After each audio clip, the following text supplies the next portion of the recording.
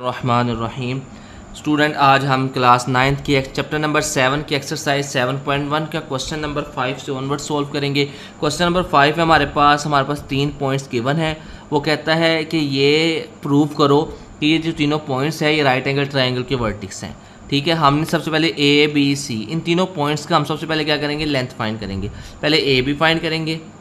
ठीक है, अब ए से लेके बी ये दो पॉइंट्स के दरमियान डिस्टेंस फाइंड करना है। तो क्या फार्मूला हो जाए, x1 माइनस x2 का square plus y1 minus y2 का। अब ये है x1 होगा, ये y1 होगा, ये x2 होगा, ये y2 होगा।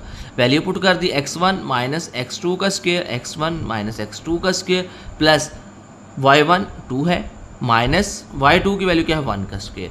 अब ये जीरो इसके करेंगे आ जाएगा माइनस स्क्वायर 3 का स्क्वायर, 2 में से 1 माइनस करेंगे 1 का स्क्वायर। स्क्वायर और 3 का स्क्वायर 3 होता है, 1 का स्क्वायर 1 नहीं होता। 3 में 1 ऐड किया 4 आ गया, 4 का स्क्वायर लिया 2 आ गया। अब इसी तरह हम बी सी करेंगे। जब बी सी करेंगे तो क्या आ जाएगा x1, अब बी और सी को लेना, ये बी है और ये सी है। x1 माइनस x2 का square plus y1 minus y2 का स्क्वायर। अब ये वाले स्क्वायर 3 x1 होगा, 0 x2 होगा, क्या आ जाएगा x3 माइनस 0 का स्क्वायर। अब y1 क्या है 1 माइनस y2 क्या है माइनस 2, माइनस माइनस क्या हो जाएगा प्लस का 2 ओके का स्क्वायर आ जाएगा। अब स्क्वायर रूट 3 का स्क्वायर, 2 में 1 ऐड करेंगे 3 का स्क्वायर आ जाएगा। स्क्वायर रूट 3 स्क्वायर से स्क्वायर रूट क्या हो जाएगा, कैंसिल हो जाएगा। 3 प्लस 9 आएगा, 3 में 9 ऐड करेंगे 12 आ गया। इसी तरह अब हम ए सी निकालेंगे। अब ए और सी को देखना, ए पहला पॉइंट है, सी दूसरा पॉइंट, तो ए सी ले रहे हैं ना। अब ए है 0 2 यानी x1 होगा 0 y1 होगा 2 और x2 होगा 0 y2 होगा -2। तो क्या आ जाएगा 0 माइनस 0 का स्क्वायर प्लस y1 क्या था 2 माइनस माइनस 2 माइनस माइनस क्या हो जाएगा प्लस 2 का स्क्वायर। 4 का स्क्वायर लेते हैं 16 आ गया। अब देखो इसमें सबसे बड़ी वैल्यू कौन सी आ रही है, ये ए सी। इसका मतलब ये वाली वैल्यू क्या होगी हमारे पास, हाइपोटेन्यूस होगी। ओके हो गया। उसके बाद तो ये वाली वैल्यू क्या आ गई हमारे पास, परपेंडिकुलर आ गया, और ये क्या आ जाएगा हमारे पास, बेस आ गई। ये हाइपोटेन्यूस परपेंडिकुलर बेस। अब पाइथागोरस थ्योरम क्या होता है, हाइपोटेन्यूस का स्क्वायर बराबर होता है परपेंडिकुलर का स्क्वायर प्लस बेस का स्क्वायर।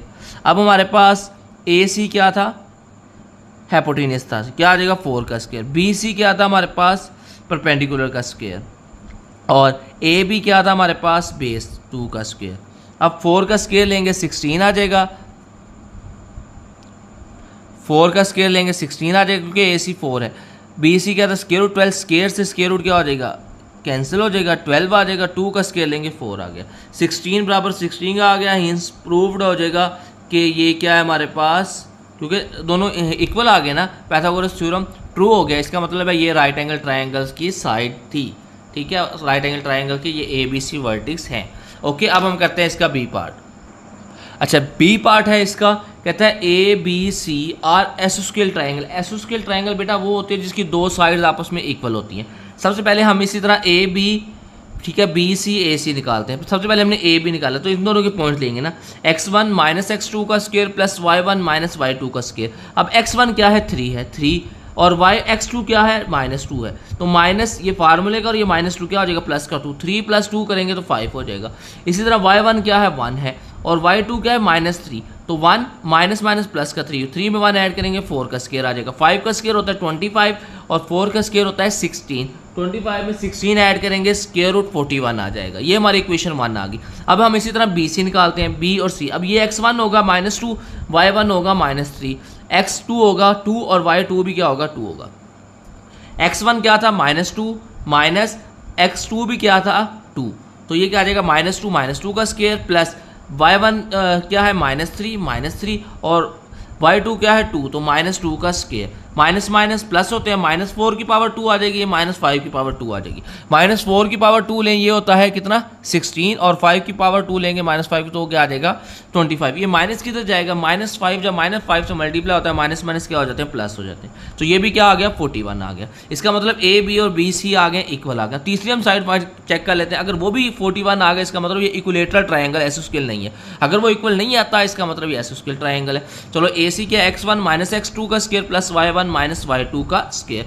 x1 3 है और x2 2 है, 3 माइनस 2 का स्क्वायर आ जाएगा। y1 1 है और y2 2 है, तो 3 में से 2 माइनस करेंगे 1 का स्क्वायर आ गया, 1 में से -2 करेंगे -1 का स्क्वायर आ गया। तो 1 का स्क्वायर भी 1 होता है, -1 का स्क्वायर भी 1 होता है, 1 में 1 ऐड करेंगे 2 आ गई, ये डिफरेंट आ गई। इक्वेशन 3, ठीक है। फ्रॉम इक्वेशन 1, 2 एंड 3 ये क्या हो गया, ए बी और बी सी बराबर है, इसका मतलब प्रूव हो गया कि ये क्या है हमारे पास आइसोस्केल ट्राइंगल है। अब हम करते हैं इसका थर्ड पार्ट में वो कह रहा है कि ए बी सी डी हमारे पास 4 पॉइंट्स गिवन है, कहता है प्रूव करो ये पैरालेलोग्राम है। पैरालेलोग्राम क्या होता है, जिसकी ऑपोजिट साइड आपस में इक्वल होती हैं। अगर ऑपोजिट साइड चारों आपस में इक्वल हो वो भी पैरालेलोग्राम होते हैं, लेकिन उसके एंगल्स अब अगर 90 की हो जाए तो वो स्क्वायर हो जाता है, वो पैरालेलोग्राम नहीं रहते, क्योंकि पैरालेलोग्राम के जो एंगल्स है वो 90 के नहीं होते। इधर हमारे एंगल की बात नहीं करें, अगर हमने इनको दो साइड्स आपस में इक्वल आ गई आमने सामने वाली, या चारों साइड आपस में इक्वल आ गई, तब वो पैरालेलोग्राम होगी। सबसे पहले हमने ए बी फाइंड किया उसी फार्मूले की मदद से, x1 माइनस x2 का square plus y1 minus y2 का स्क्वायर। ये हमारा ए बी निकाला, ये आ गया स्क्वायर रूट 50।